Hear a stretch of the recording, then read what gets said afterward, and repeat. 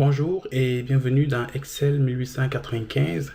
Aujourd'hui, je vais vous présenter un fichier que j'ai conçu dans Excel 2013 qui fonctionne aussi bien dans les versions de 2007 et de 2010.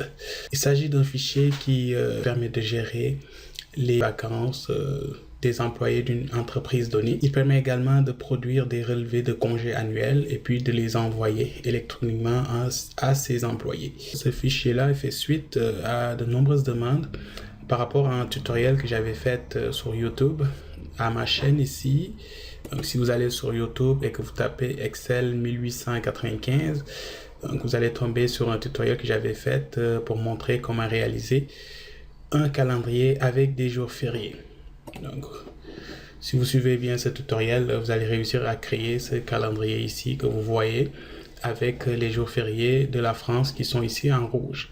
J'ai ajouté donc 3 nouveaux codes de vacances ici ou de congés, donc à savoir les vacances ici qui vont être en vert, les RTT en mauve et puis les arrêts maladie seront affichés en bleu.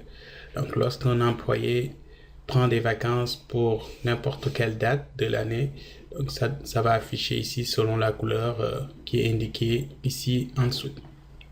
Je vais vous montrer tout de suite comment configurer l'année de ce fichier ici. Ici, on voit qu'on est en 2014, mais si vous voulez le changer, c'est donc dans l'onglet config qu'il faut aller.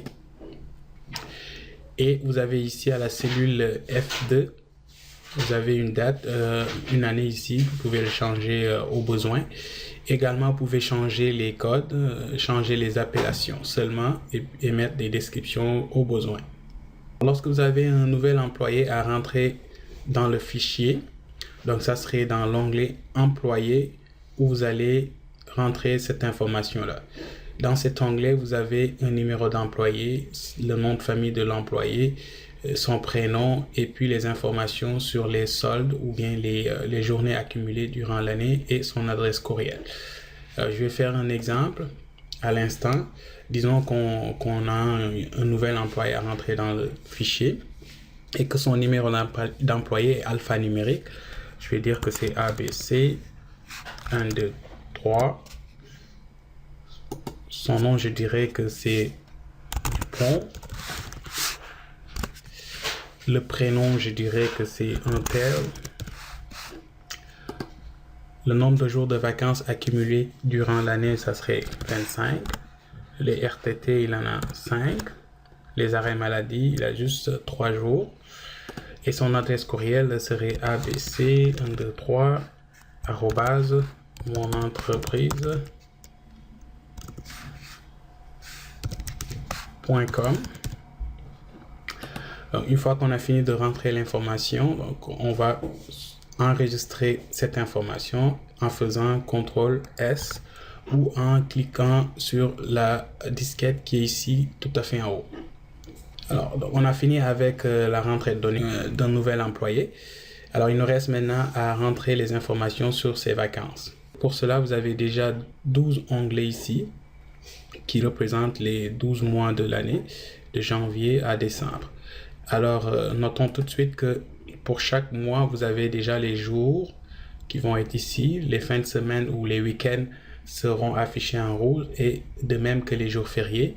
Et vous avez également les dates qui vont se mettre à jour automatiquement lorsqu'on aura changé l'année qui est ici. Dans cette section également, vous avez les jours fériés qui seront assurés, ce qui veut dire que le service est fermé. Donc, on n'aura pas besoin de mettre des codes de congé ici. Autre remarque, au niveau du numéro d'employé, le nom et le prénom. Donc, je viens de créer un employé dans l'onglet employé. Donc, son nom va apparaître immédiatement, donc, de façon automatique sur les onglets des mois. Donc, si vous allez à février, vous allez retrouver le même employé avec son numéro d'employé. Ça serait pareil au mois de décembre. Ceci nous permet de gagner beaucoup plus de temps. Alors, imaginons que monsieur un tel Dupont a pris des vacances, on va dire, après une semaine de vacances au mois de janvier 2014, qui était on va dire, du 13 ici. Alors, si vous cliquez sur une cellule ici, vous allez avoir les 3 codes qu'on a configurés ici. Je disais que le 13, donc il a pris des vacances, donc vous allez choisir vac ici et vous pouvez le copier pour toute cette semaine-là. Donc au mois de janvier, une semaine de vacances, donc au mois de janvier. Au mois de février, donc il en a pris aussi, on va dire, la dernière semaine du mois de février, donc du 24 au 28. Au mois de juin, il a pris, on va dire, une semaine complète avec un jour férié, donc ça serait 4 jours, plus le 9 qui est ici, un jour férié. Pour la semaine du 14 juillet, donc il a pris ses RTT, 4 jours de RTT par exemple. Et on va dire au mois de décembre, monsieur a pris, on va dire, le 26 comme arrêt maladie, on va dire, et les 29 au 31 décembre, il a pris ses congés, des vacances. Voilà comment on aurait rentré l'information pour les vacances concernant cet employé-là.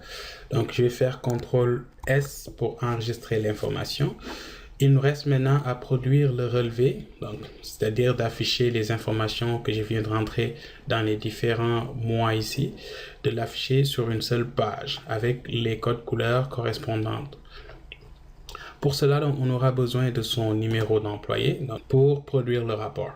Son numéro d'employé, c'était ABC123 et on fait Entrée. Lorsque vous appuyez sur Entrée, tout de suite, vous allez voir que le rapport est produit. Donc, les semaines de vacances donc, avec les codes verts sont affichés en vert. Donc, il en a pris une ici au mois de février, au mois de janvier aussi, 4 au mois de juin. Donc, ça, c'est des RTT au mois de juillet. Le 26, c'était un arrêt maladie.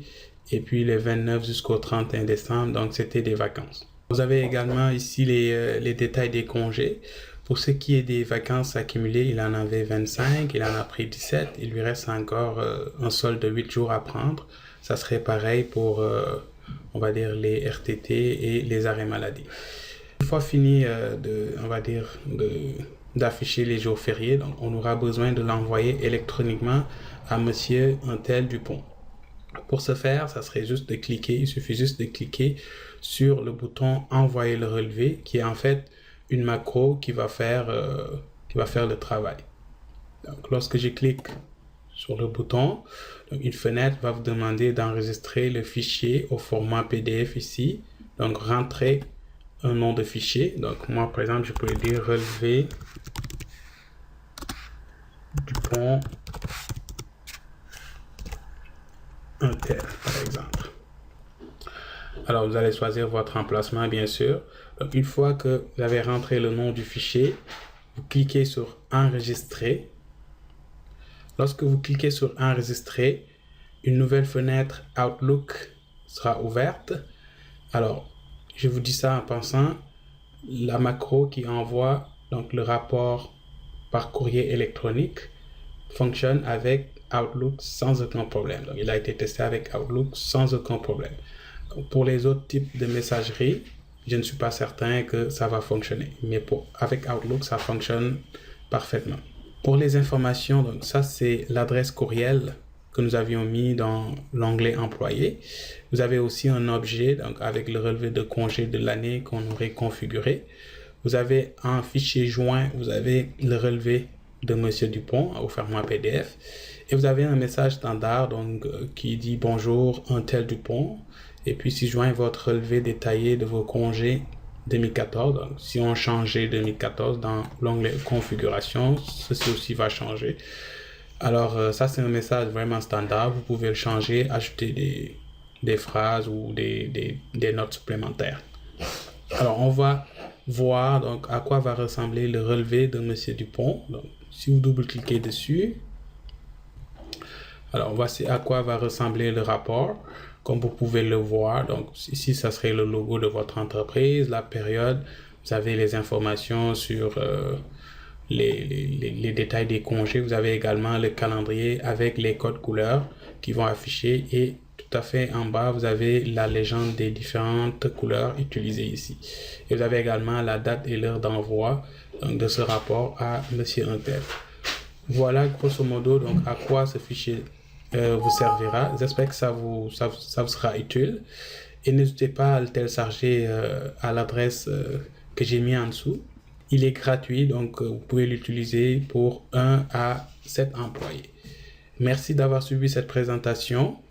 Encore une fois, j'espère que ça vous aura plu. Et n'hésitez surtout pas à venir jeter un coup d'œil dans ma chaîne pour d'autres tutoriels ou présentations pour Excel. Merci et à bientôt.